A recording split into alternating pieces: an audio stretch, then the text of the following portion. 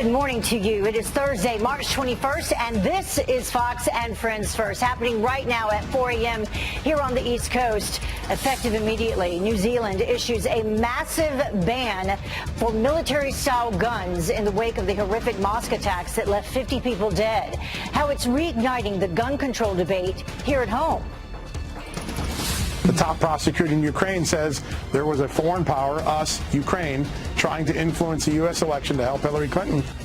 What about this? As the Russia probe winds down, a new 2016 collusion investigation surfaces. Why Ukraine is putting the president's former foe in the legal crosshairs. And no instant millionaires this morning, which means, yep, that Powerball jackpot just hit a new record. But you got to be in it to win it. Fox and Friends First starts right now.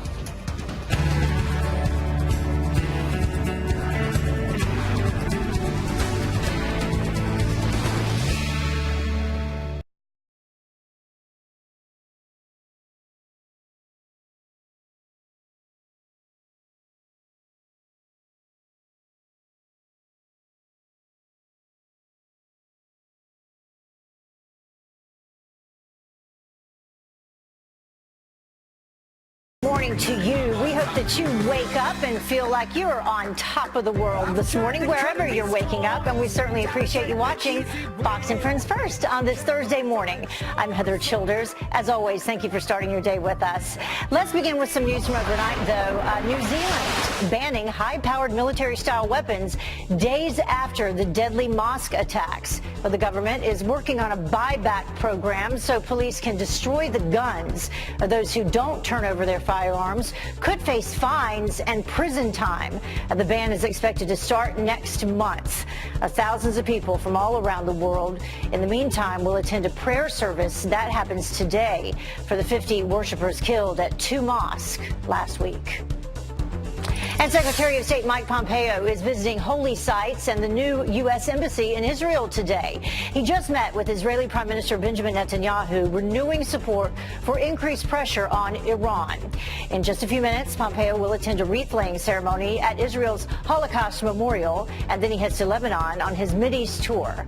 Up next week, Netanyahu will meet with President Trump at the White House. So we'll continue to follow all of that for you. Well, President Trump, in the meantime, pulls out a map to show the collapse of ISIS is imminent. Right now, U.S.-backed forces search for the remaining terrorists hiding out in tunnels.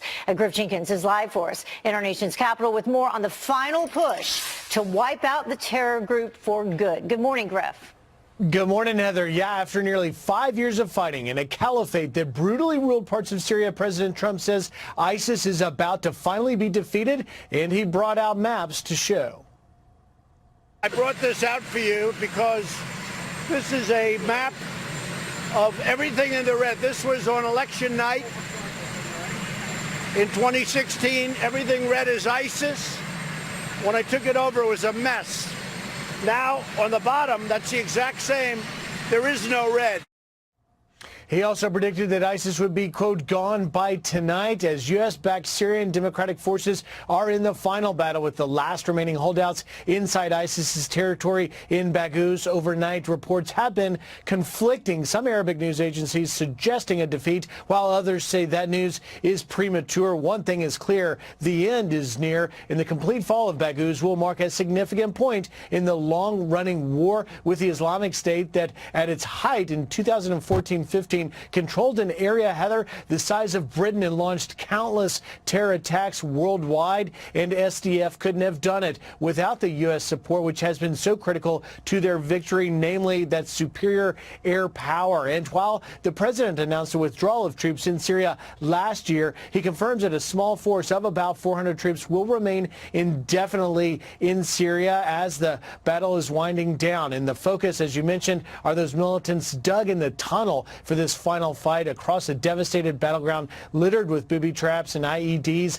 Military planners also having to think about whether or not ISIS could ever revive there. Heather, as General Joseph Votel, the commanding general for the military operations in Iraq and Syria, say that extremism is a generational problem.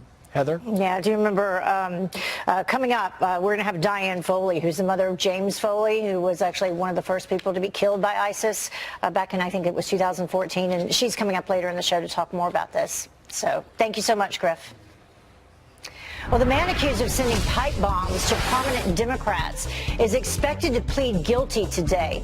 Cesar Sayoc is accused of mailing more than a dozen devices to targets. You remember all of this when it unfolded? Those targets included President Obama, Hillary Clinton, and CNN. It was last October. None of the devices detonated, though. If convicted, the Florida man could face life in prison. And the sheriff's deputy murdered in a Washington state shootout, now identified. Deputy Ryan Thompson was shot and killed while responding to a road rage call. The suspect was also shot and killed. Rookie police officer Benito Chavez is recovering from a gunshot wound. He's just one of 3 officers in his department. Deputy Thompson was a 14-year department veteran. He leaves behind a wife and 3 children.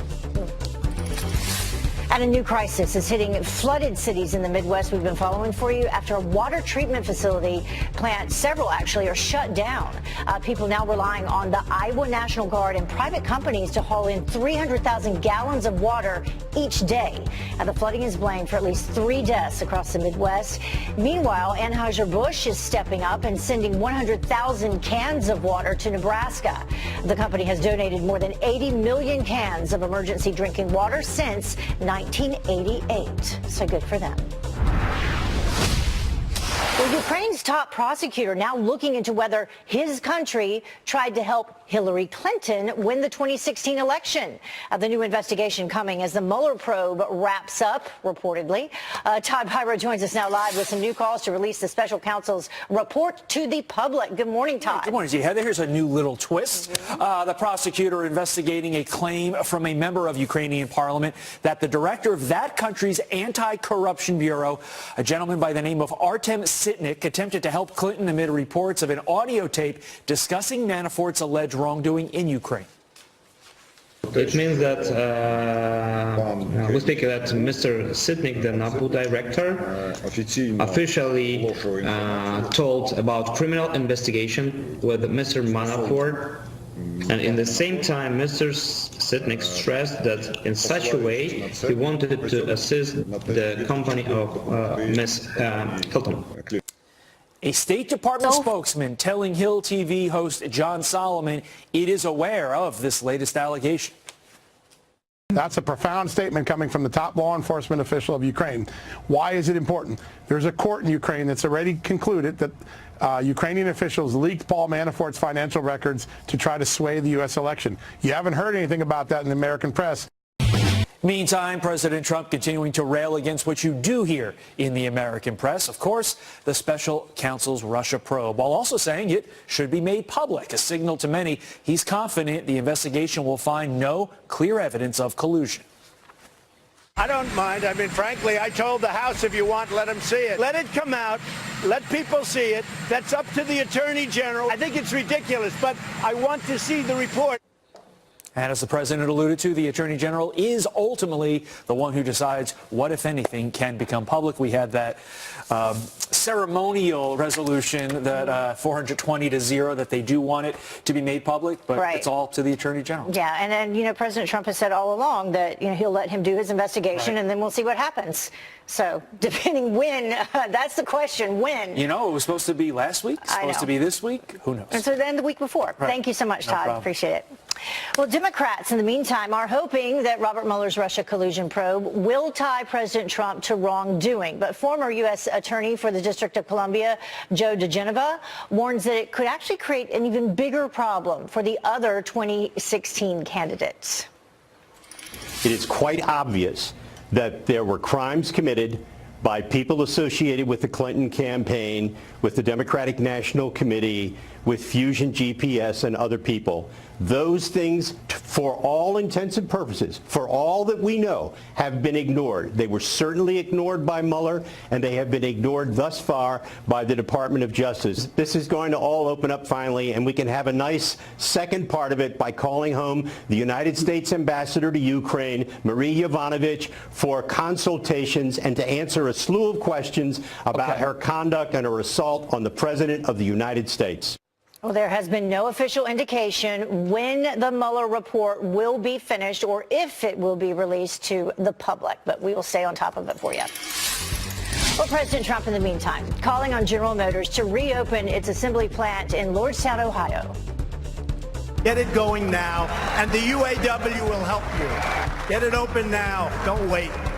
What do you have to wait months for? Get the discussions going. Get it open. Spoken like a businessman, just do it now. The president encouraging GM and the United Auto Workers to hold negotiations during a rally in Lima, Ohio. This comes as Ford says it plans to invest $900 million at its assembly plant in Flat Rock, Michigan, which will add 900 jobs making electric cars.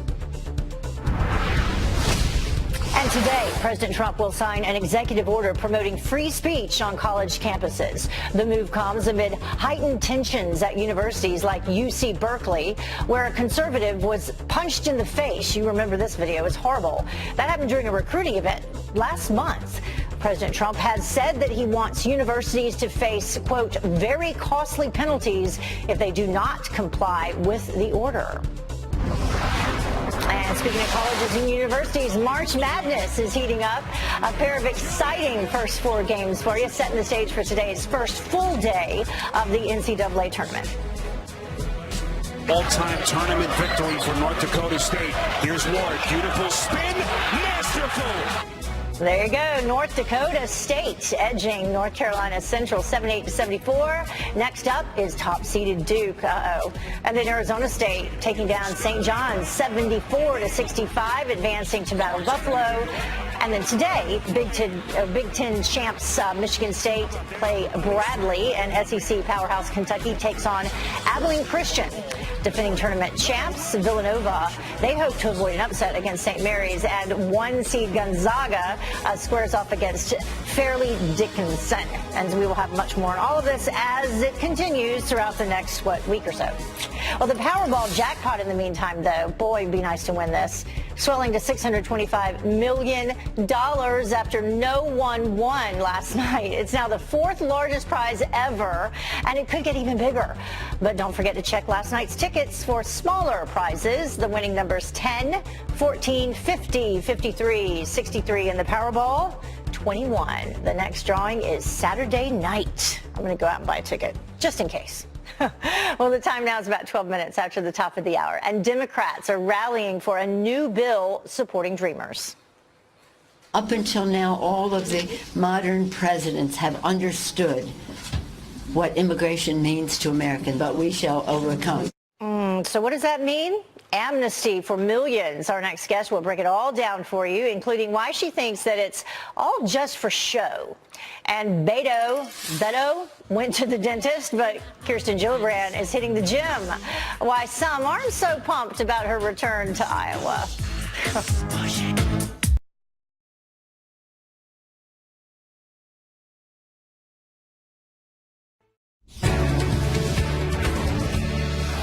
Well, Democrats pushing legislation to further protect Dreamers and temporary protected status holders. The American Dream and Promise Act could even potentially block deportations. So will this initiative from the left open our borders even further? Here to weigh in is Jessica Vaughn. She's the director at the Center for Immigration Studies, and we always love having you with us, Jessica. Thank you so much. Good to be with you. So as we begin our discussion, let's bring this up. It's the American Dream and Promise Act. It would impact Dreamers, temporary protected status holders, as we mentioned, and individuals with deferred enforcement departure, or DED. Protections from deportation, possibly, and it would be an opportunity for permanent legal status. So what are your thoughts on this? Well, this, if ever enacted, would be a massive amnesty bill, not only for the so-called Dreamers and the people with temporary protected status, but also for tens and tens of thousands of these kids who arrived at the beginning of this surge of people from Central America, and also anyone who claims to be eligible, and all of these people who say that they were eligible for DACA but never applied, and even people who left on their own under the Trump administration who might have qualified for some kind of dream amnesty. So it's kind of like Ali income free. It would be millions of people plus all of their relatives who would be eligible for chain migration benefits afterwards. So we're talking, I think, minimum 5 or 6 million people who would be covered by this, and it would really cripple interior immigration enforcement for years, as well as, you know, everybody comes out of the woodwork to claim to be eligible. Yeah, and immigration enforcement, they're already having issues with it because Border Patrol, we just heard yesterday that they're going to actually stop detaining some illegal immigrants because there's nowhere to put them. So, I mean, Democrats have to be aware of everything that you just mentioned. So why are they even putting this forward?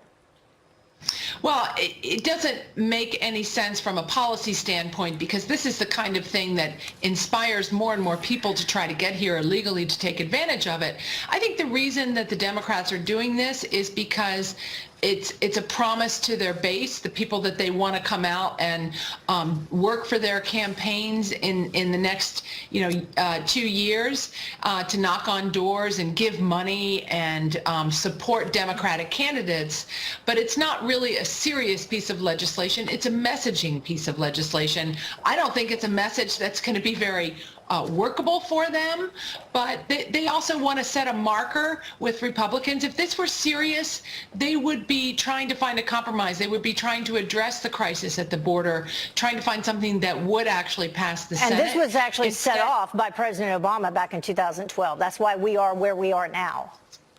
That's exactly right. We saw the numbers start to go up in 2012 after DACA was implemented. This bill could have the same kind of effect. I mean, look, we're at already record numbers of people coming. Anytime there's talk of an amnesty like this happens.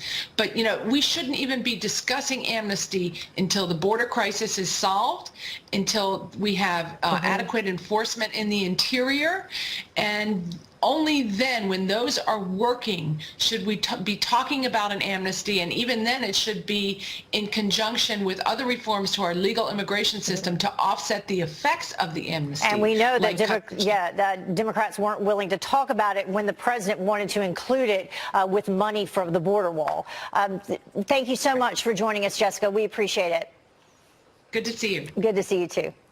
Well, the time now is about 20 minutes after the top of the hour. And Bernie Sanders praising New Zealand's gun grab and wants America to follow. But Dana Loesch has a reality check for him. That is up next. And what would the late Justice Antonin Scalia think about the left's idea to expand the Supreme Court? His son just spoke out. That's something that could happen, and that's maybe an argument worth taking seriously. Carly Shimkus has the online reaction to that and more up next. Stay with us.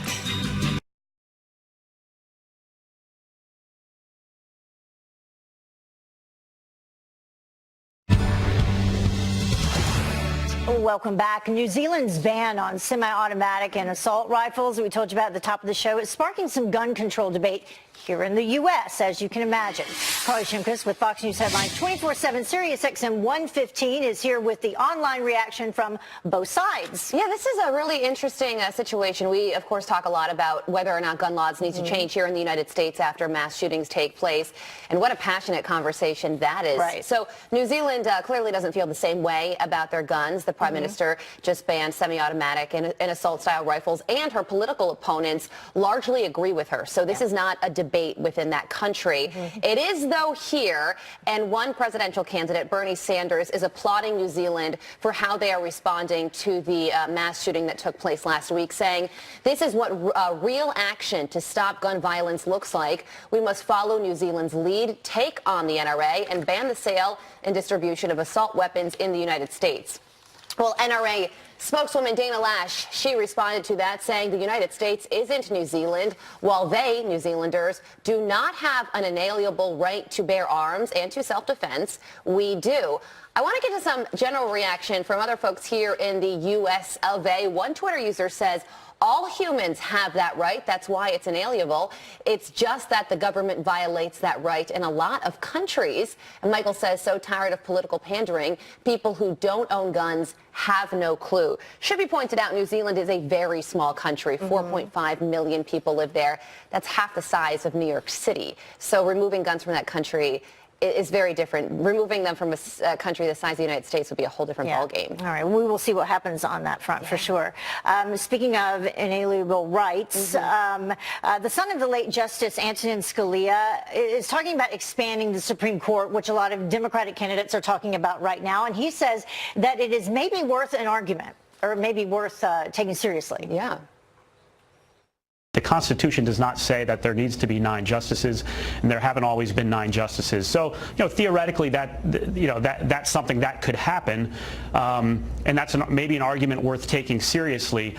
This is interesting because a lot of people thought this was a very reactionary conversation that Democrats are having, but he is taking it, like you heard, quite seriously. Carol on Twitter says, I find the fact that the vote of the court is so often predicted based on the party of the president that nominated them to be disturbing. The law should be the law and not depend on political considerations. Another Twitter user says, though, too many cooks in the kitchen usually spells disaster. A lot of nominees are now saying that up to 15 justices would be something that they would think would be something that they'd consider. Yeah. It seems like a lot of the candidates are just throwing things out there right now to see what sticks, whether it's possible or not. For them actually and then everybody else is like, oh, that's the conversation of the day? All right, well, I agree too. Exactly. All right, so let's talk about this, though, a little fun, this microwave challenge that's going around. These videos are crazy. Just take a look at how are people doing this? This is called the microwave challenge, the latest thing that I'm sure you guys are going to be seeing on social media, on Instagram in the coming days if you haven't seen it already.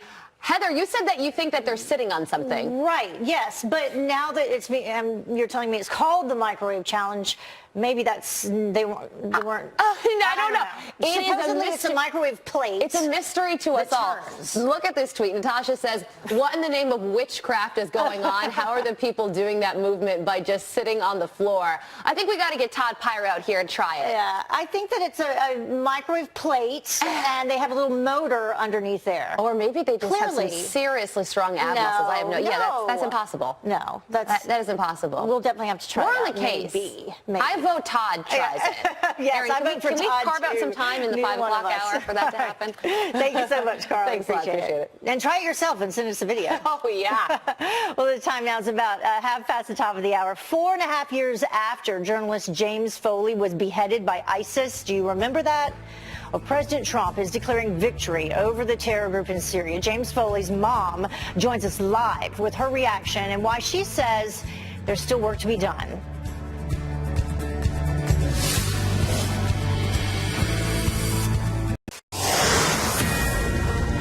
Well, welcome back. A look at our top headlines for you at this hour this morning, starting with a Fox News alert. Just moments ago, Secretary of State Mike Pompeo visiting the new U.S. Embassy in Jerusalem.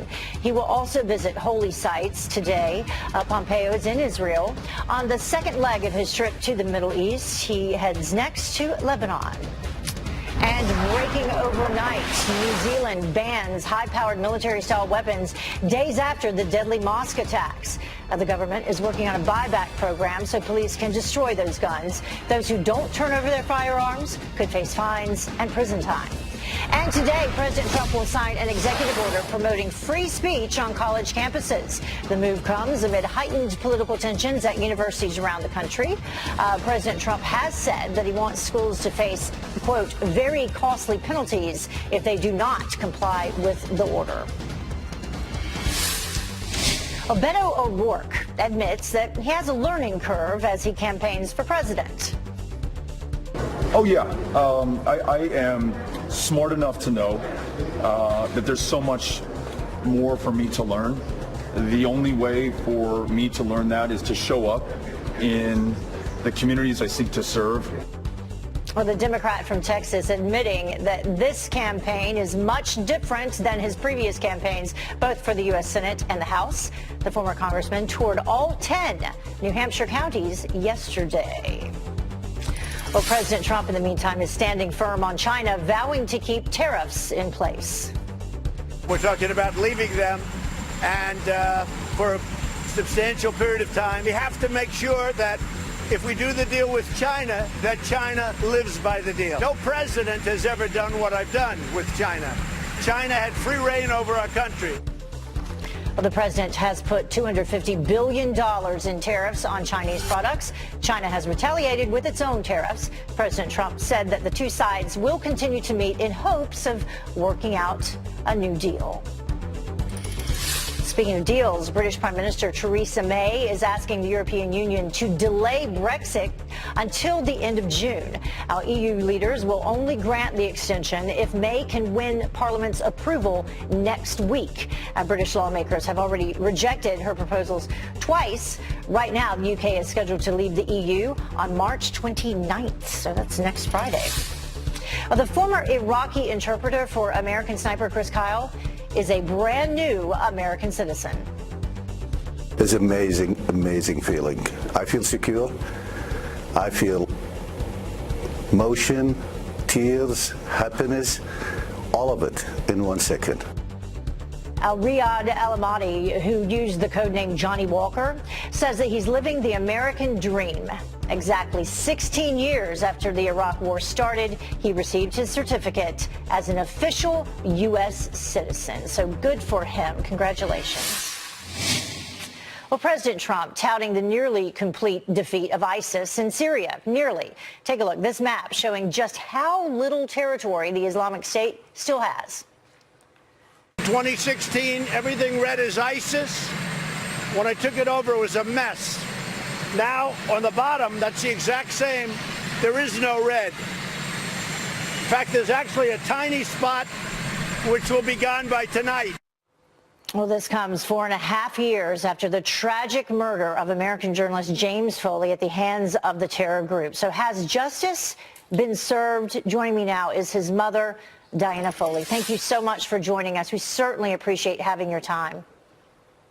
Good morning, Heather. Thank you. So let's start the conversation by talking a little bit about your son. I mean, he was working as a freelance war correspondent. You also mentioned that he's a humanitarian as well. And he was abducted on November 22nd, 2012, and that happened in northwestern Syria, right?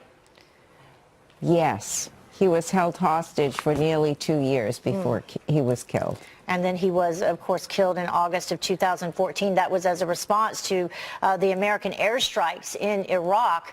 In terms of the president and what he mentioned yesterday and as he has the past couple months and the defeat of ISIS, what do you think about that? I mean, is there much more work to be done? He's talking about the specific territory that they control there in Syria.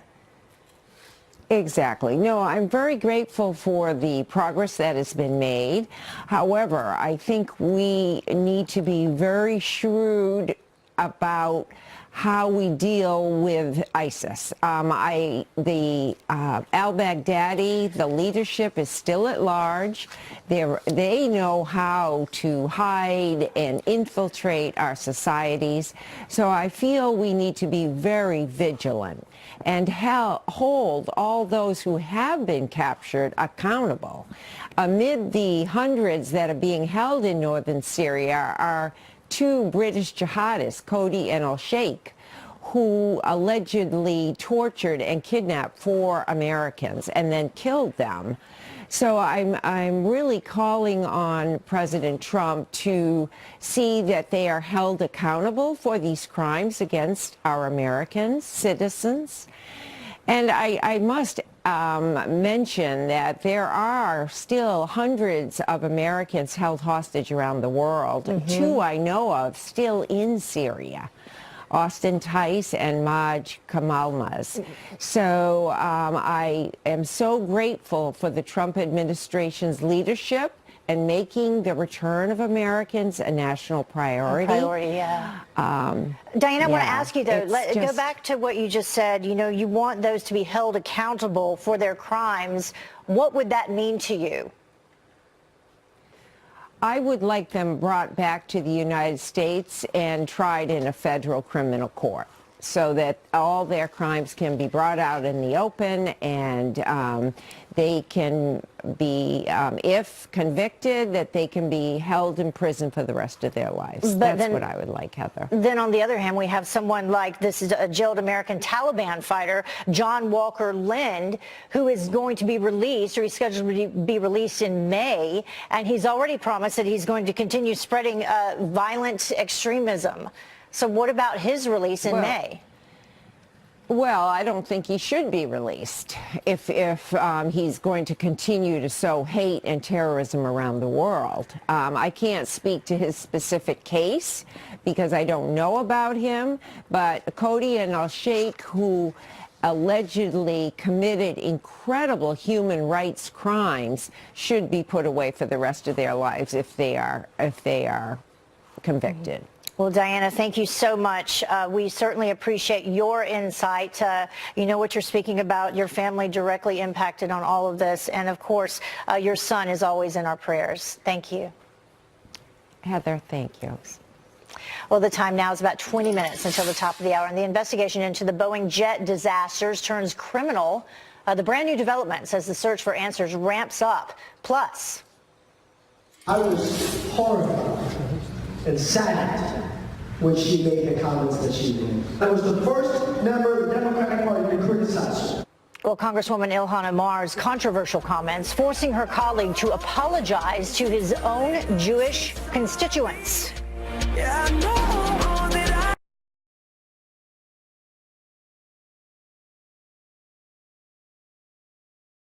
That was as a response to the American airstrikes in Iraq. In terms of the president and what he mentioned yesterday and as he has the past couple months, and the defeat of ISIS, what do you think about that? I mean, is there much more work to be done? He's talking about the specific territory that they control there in Syria. Exactly. No, I'm very grateful for the progress that has been made. However, I think we need to be very shrewd about how we deal with ISIS. The al-Baghdadi, the leadership is still at large. They know how to hide and infiltrate our societies. So I feel we need to be very vigilant and hold all those who have been captured accountable.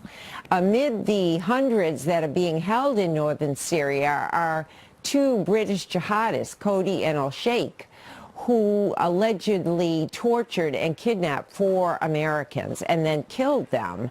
So I'm really calling on President Trump to see that they are held accountable for these crimes against our American citizens. And I must mention that there are still hundreds of Americans held hostage around the world. 2 I know of still in Syria. Austin Tice and Maj Kamalmaz.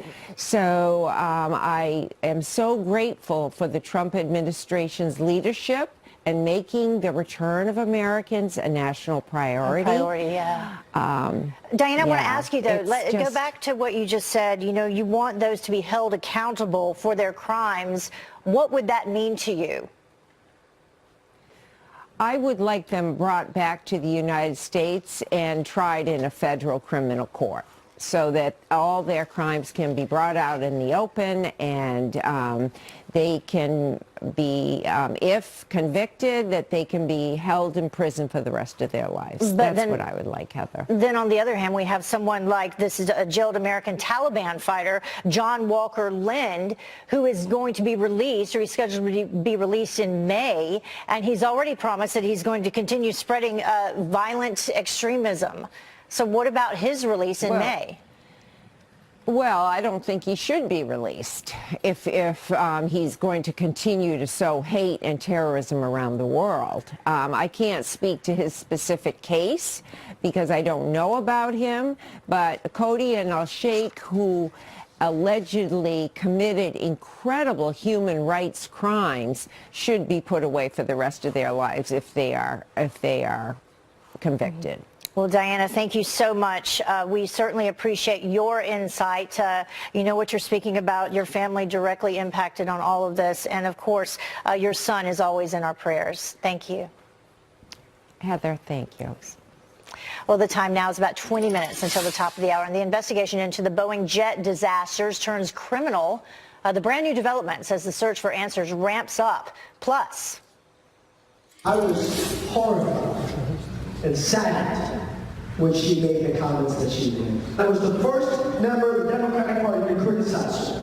well, Congresswoman Ilhan Omar's controversial comments forcing her colleague to apologize to his own Jewish constituents. Yeah, I know.